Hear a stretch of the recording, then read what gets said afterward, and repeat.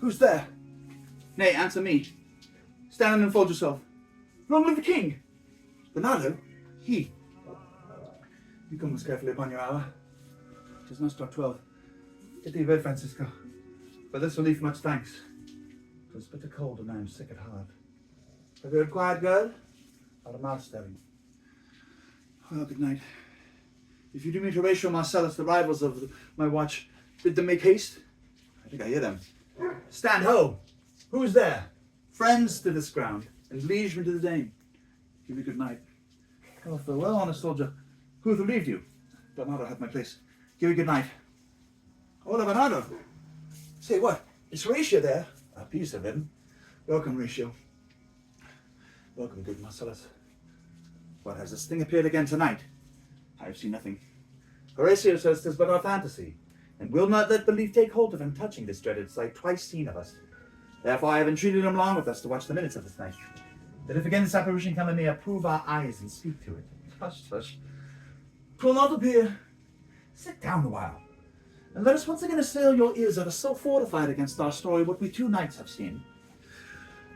Well, sit we down, and let us hear Bernardo speak of this. Last night of all, when yon same star that's westward from the pole had made his course to illume that part of heaven where now it burns, Marcellus and myself, the bell then beating 1, peace it, break thee off. Look where it comes again, in the same figure like the king that's dead. Thou art a scholar, speak to it, Horatio. Looks it not like the king? Mark it, Horatio, most like.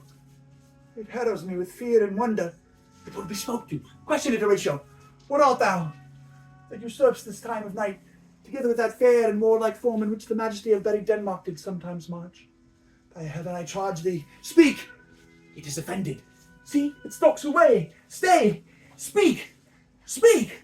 I charge thee, speak! 'Tis gone, and will not answer. How now, Horatio?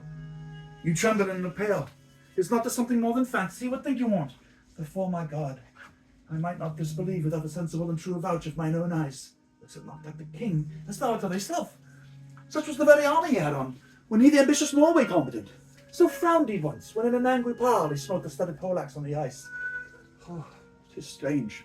Thus, twice before, and jump at this dead hour, with martial stock hath he gone by our watch. In what particular thought to work I know not. But in the gross and scope of my opinion, this bodes some strange eruption to our state. Good now, sit down, and tell me, he that knows, why this same strict and most observant watch so nightly toils the subject of the land, and why such daily casts of brazen cannon, and foreign mat for implements of war? Why such impressive shipwrights, whose sore task does not divide the Sunday from the week? What might be told that this sweaty haste doth make the night joint labour with the day? Who is it that can inform me? That can I. At least the whisper goes so. Our last king, whose image even but now appeared to us, was, as you know, by Fortinbras of Norway, thereto pricked on by a most emulate pride, dared to the combat, in which our valiant Hamlet, for so this side of our known world esteemed him, did slay this Fortinbras, who, by a sealed compact well ratified by law and heraldry, did forfeit with his life all those his lands which he stood seized of to the conqueror, against the which a moiety competent was gauged by our king, which had returned in the heritage of Fortinbras had he been vanquisher, as by the same covenant and carriage of the article of design his fell to Hamlet. Now, sir, young Fortinbras, holding a weak suppose of young Fortinbras, of unimproved metal, hot and full, hath in the skirts of Norway here and there shocked up a list of landless resolutes for food and diet to some enterprise with the stomach in it, which is no other, as it doth well appear unto our state, but to recover of us, by strong hand and terms compulsatory, those foresaid lands so by his father lost. And this, I take it, is the main motive of our preparation, the source of this our watch, and the chief head of this post-haste and rummage in the land.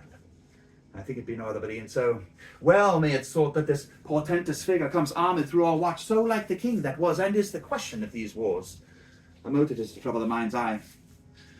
In the most high and palmy state of Rome, a little ere the mightiest Julius fell, the graves stood tenantless, and the sheeted dead did squeak and gibber in the Roman streets, as stars of trains of fire and dews of blood, disasters in the sun, and the moist star upon whose influence Neptune's empire stands was sick almost to doomsday with eclipse.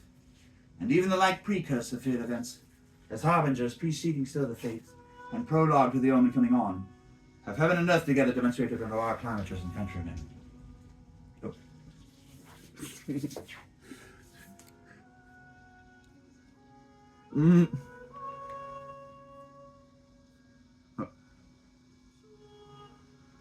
But soft, behold, lo, where it comes again, or cross it though it blast me. Stay, illusion! If thou hast any sound or use of voice, speak to me. If there be any good thing to be done that may to thee do ease and grace to me, speak to me. If thou art privy to thy country's fate, which happily foreknowing may avoid, oh, speak. Or if thou hast abhorred in thy life extorted treasure in the womb of earth, for which they say you spirits oft walk in death, speak of it. Stay and speak. Stop it, Marcellus. Shall I strike you with my partisan? Do if it will not stand. 'Tis here, 'tis here. 'Tis gone. 'Tis gone.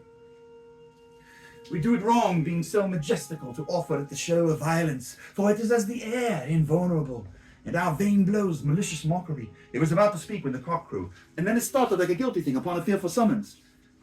I have heard the cock that is the trumpet to the morn doth with his lofty and shrill sounding throat await the god of day, and at his warning, whether in sea or air, in earth or fire, the extravagant and airy spirit hies to his confine.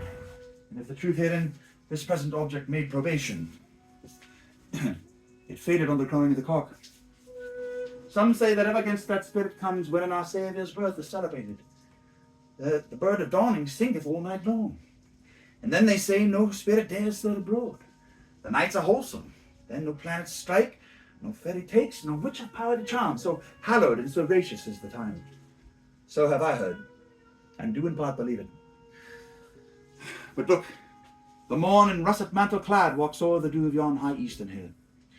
Break we our watch up, and by my advice let us impart what we have seen tonight in the young Hamlet. For upon my life, this spirit dumb to us will speak to him. Do you consent we shall acquaint him with it as needful in our loves, fitting our duties? Let's do it, I pray.